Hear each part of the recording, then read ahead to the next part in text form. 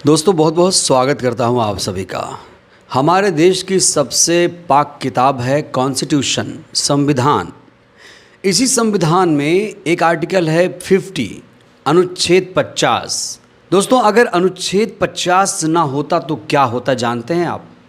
अगर ये आर्टिकल संविधान में नहीं होता तो आज सरकारें ही कोर्ट हो गई होती। ये बात और है कि सरकारें कोर्ट बनने की आजकल कोशिशें कर रही हैं। आर्टिकल 50 कार्यपालिका को न्यायपालिका से पृथक्करण का निर्देश देता है, यानी न्यायपालिका और कार्यपालिका की शक्तियां अलग अलग रहेंगी। और ये जो आर्टिकल है दोस्तों बहुत इम्पॉर्टेंट आर्टिकल है हमारे कॉन्स्टिट्यूशन में। मैं इस वीडियो की शुरुआत एक कालजयी तस्वीर से करना चाहता हूं दोस्तों। इस तस्वीर को ज़रा आप देखिए। ये तस्वीर कालजयी ऐतिहासिक मानी जाती है और जब जब सुप्रीम कोर्ट की बात होती है, DY चंद्रचूड़ साहब की बात होती है जो पूर्व CJI हैं, आजकल बहुत ज़्यादा चर्चा में हैं, लगातार इंटरव्यूज़ दे रहे हैं। पूर्व CJI DY चंद्रचूड़ ने हाल ही में अयोध्या केस को लेकर भी खुलकर बात की। उनसे पूछा गया कि ये फैसला किस आधार पर सुनाया गया था, तो उन्होंने कहा कि ये फैसला आस्था के आधार पर नहीं, सबूतों के आधार पर सुनाया गया था। इसको लेकर हालांकि बड़ा विवाद छिड़ा हुआ है। तमाम जो इतिहासकार हैं वो DY चंद्रचूड़ को जवाब दे रहे हैं। उसको लेकर दोस्तों हमने एक सेपरेट वीडियो पहले ही बना दिया है, तो इस मुद्दे पर बात ना करके हम इस तस्वीर पर आज केंद्रित रहना चाहते हैं, क्योंकि इसी तस्वीर को लेकर आज DY चंद्रचूड़ ने सफाई में बहुत सारी बातें कही हैं। इस तस्वीर को लेकर सवाल इसलिए उठे थे क्योंकि DY चंद्रचूड़ उस समय सुप्रीम कोर्ट के CJI थे, जो प्रधानमंत्री नरेंद्र मोदी के साथ पूजा कर रहे थे। पूजा करना, मीटिंग करना, किसी कार्यक्रम में डिनर करना कोई अपराध तो नहीं है, लेकिन सवाल इसलिए खड़े हुए थे क्योंकि ये उस समय CJI थे और इनके घर पर प्रधानमंत्री पहुंच गए थे। वहाँ सवाल ये खड़ा हुआ था कि प्रधानमंत्री बिना बुलाए पहुंच गए थे या फिर उन्हें बुलाया गया था, ये सवाल खड़ा हुआ था। हालांकि तब लोगों ने कहा था कि प्रधानमंत्री बिना बुलाए ही CJI के घर पहुंच गए थे। कुछ लोगों ने यह भी कहा था कि इन्हें इनवाइट किया गया था, और कुछ लोगों ने कहा था कि त्यौहार है तो चले गए तो दिक्कत क्या है।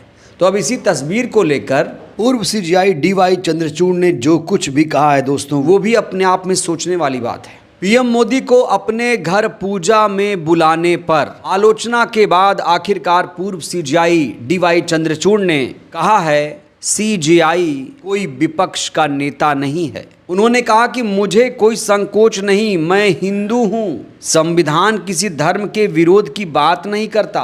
पूर्व CJI DY चंद्रचूड़ ने कहा कि जज किसी भी धर्म का हो, वह जब कोर्ट जाता है तो जस्टिस ही रहता है। उन्होंने आगे कहा, जहां तक PM मोदी को आमंत्रित करने के लिए आलोचना की बात है तो CJI विपक्ष के नेता नहीं हैं, वो भी सिस्टम के अंग हैं और ये एक शिष्टाचार है।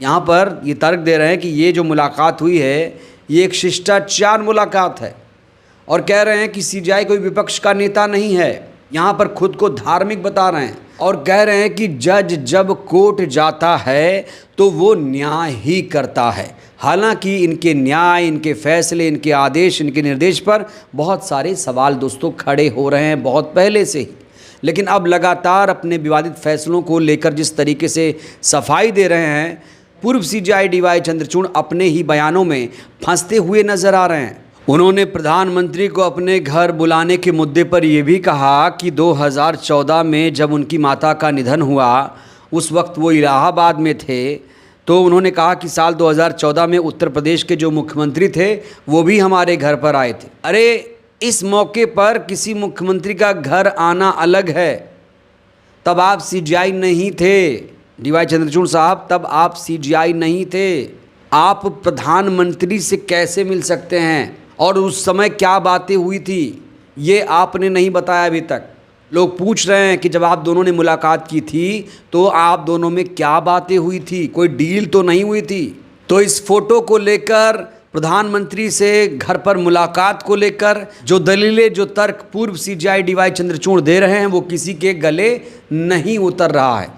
और अयोध्या केस को लेकर भी दोस्तों ये यही बातें कह रहे हैं कि वो जो फैसला था वो सबूतों के आधार पर सुनाया गया था, वो तो आस्था के आधार पर नहीं था। हालांकि इन्होंने बहुत पहले एक बयान दिया था, अगर आपको याद हो, कि मैं फैसला नहीं कर पा रहा था तो भगवान के सामने बैठ गया, उसके बाद भगवान ने मेरा मार्गदर्शन किया था। लेकिन अब ये उस बयान से पलट रहे हैं, कह रहे हैं कि सबूतों के आधार पर फैसला सुनाया गया था। फिर कई सारे इतिहासकार सामने आए, पूछा गया कि जो बाबरी मस्जिद थी क्या वो मंदिर तोड़कर बनाई गई?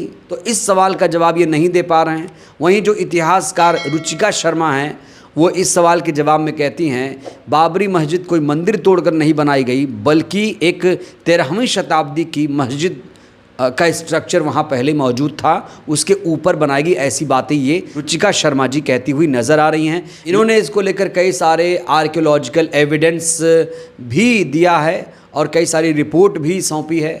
इन्होंने एक्स पर बहुत सारी चीज़ें इसको लेकर लिखी हैं। अगर आपको ज़्यादा जानकारी चाहिए तो रुचिका शर्मा जी के एक्स पर जाइए, वहाँ पर इन्होंने इसको लेकर एक डिटेल बात की है। तो डी.वाई. चंद्रचूड़ इस समय जिस तरीके से चर्चा में हैं, लोग ये भी कह रहे हैं कि आजकल इतने इंटरव्यू इसलिए दे रहे हैं जिससे ये राज्यसभा चले जाएं, और आजकल खुद को सनातनी हिंदू भी बता रहे हैं और ऐसी बातें आज की सरकार को सूट करती हैं।